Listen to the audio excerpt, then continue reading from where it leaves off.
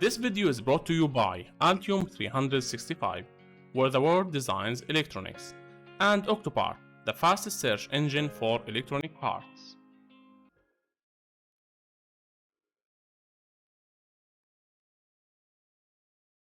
Locating the error condition. When you are new to the software, a long list of violations can initially seem overwhelming.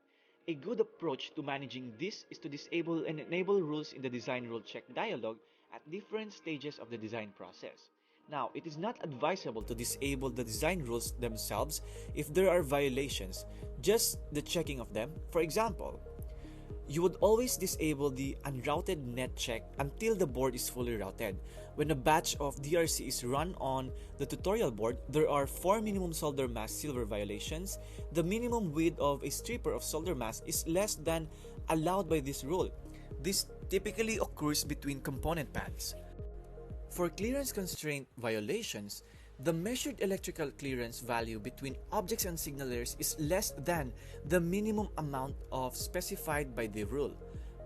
To locate a violation, click the link in the report file or double-click in the messages panel or click on a violation in the PCB rules and violation panels.